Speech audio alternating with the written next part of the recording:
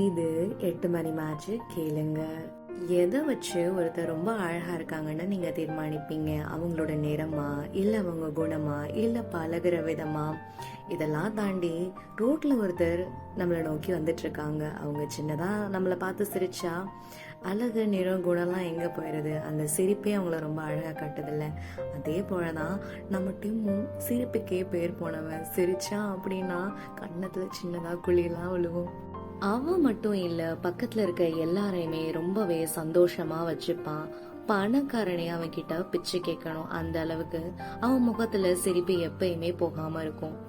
இப்படி சிரிச்சு சந்தோஷமா இருக்க எல்லார்கிட்டையும் மனசு ரொம்ப ஹாப்பியா இருக்குமான்னு கேட்டா இல்லதான். அவனுக்குள்ளேயே நிறைய சுகம் இருக்கு.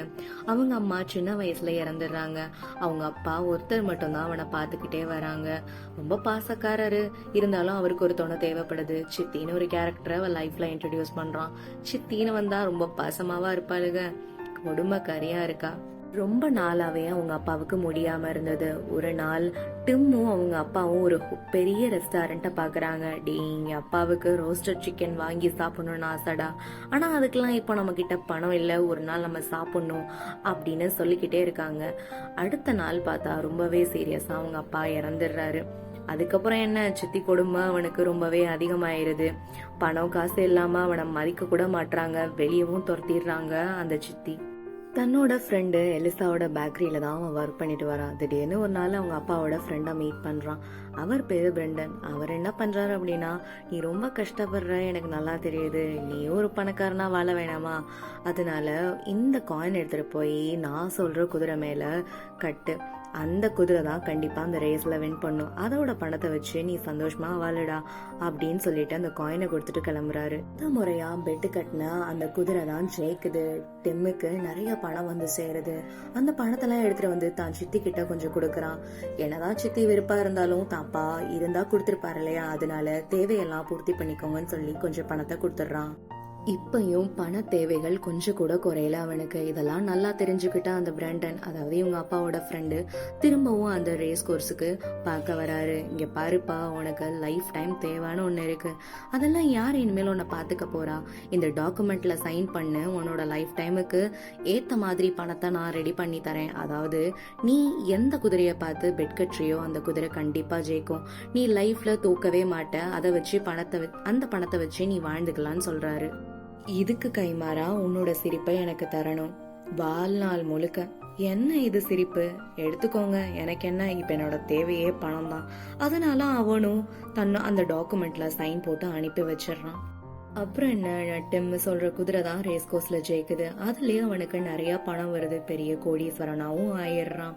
அவன் எல்லாரோட பெட்லயும் அவன் தான் ஜெயிக்கிறான், எல்லாரும் தோத்தும் போயிடுறாங்க. அதுலயே அவனுக்கு நிறைய மணி கிடைக்குது. அப்படி மணி கிடைச்சாலும் அந்த 2 வரி அவன் முழுசா நம்பியிருக்கான்னு நினைக்கிறேன்.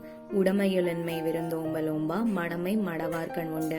அதாவது தனக்கு கிடைக்கிற பணத்தை தன்னோட சுயநலத்துக்காக செலவு பண்ணணும், அப்படி இல்லையா தனக்கு சார்ந்தவங்களுக்காக செலவு பண்ணணும்.